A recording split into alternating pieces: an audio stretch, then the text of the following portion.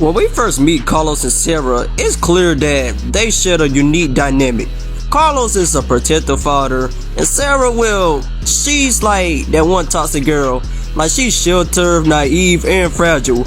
Unlike Clementine, Sarah hasn't been prepared for the harsh realities of the world. But, like, how did it come to this? Carlos believes that shielding Sarah from the danger will keep her ass safe, which is dumb as fuck, but okay, do you her dad. But is that really the best way to protect her in a world like this? Hell no. From the beginning, Carlos set strict boundaries towards her.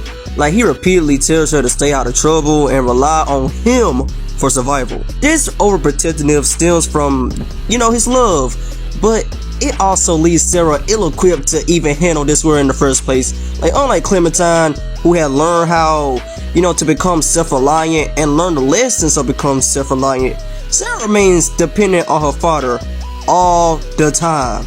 Carlos's overprotectiveness is rooted in fear though. He knows Sarah is emotionally vulnerable and struggles with anxiety, but she's not mentally prepared to face the world on her own though. But his solution is to shelter her.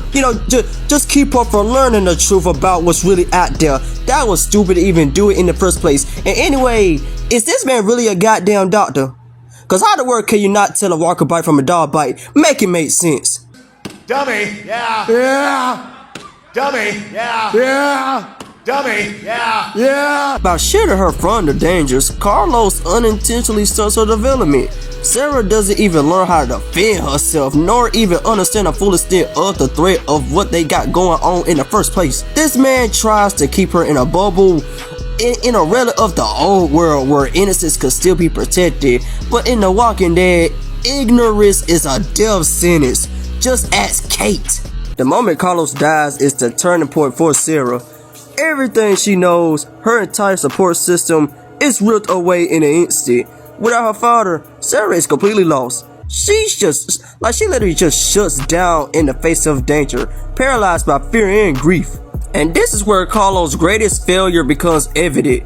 By never allowing her to even face the smallest of challenges or dangers on her own, he basically robbed this little girl of the tools that she needs to survive without him. Man, that man was gone, and guess what? That girl ain't knew what to do. She was just sitting there crisscross applesauce. She did not care about nothing no more. When the time come for her to actually step up and save herself, it's not that she can't. She just didn't want to. She literally just sat there, and depending on your choice, you could have just left her ass dead to die, or you could have saved her, just for her to die later. Like the choice to even let her live or not, it don't even matter because she died either way. Like, the word is too overwhelming and too damn terrified for. Let me tell you something, it does not even matter. What was the point of even making that choice to save her anyway, just for her to die later on? That was so stupid. In the end, Sarah's fate is sealed by the very thing Carlos wanted to avoid. Her inability to actually survive in this unforgiving world by herself. Carlos wanted to protect his daughter, and I respect that, but in doing so, he unintentionally doomed her. Contrast this with Clementine, who, despite her age, was taught to fend for herself, make tough decisions, and navigate the horrors of the apocalypse. That's why we all love Lee, man. Lee to go for real.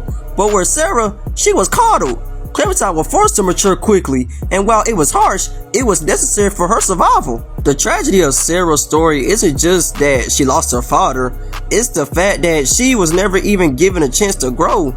Carlos's failure wasn't in loving Sarah too much, but in believing that he could actually protect her forever in a world overrun by walkers. Survival means adaptation, and adaptation means learning how to goddamn deal with fear, loss, and danger head on. It's a heartbreaking story, but it also teaches us something about parenting in a world where danger lurks around every corner. You can't always protect your loved ones from harm now, but you can give them the strength and tools to protect themselves just in case if your time comes, or hell, you might out of nowhere just get bitten, or hell, even get killed off early. Ultimately, Carlos failed Sarah, not because he didn't care about her, but because he cared too much about her. In his attempt to shield her from the world's horrors, he left her vulnerable to them. And in the world of The Walking Dead, being vulnerable means the difference between life and death. So RIP to Sarah and RIP to Carlos, but god dang it, Carlos, you failed your daughter, I'm sorry.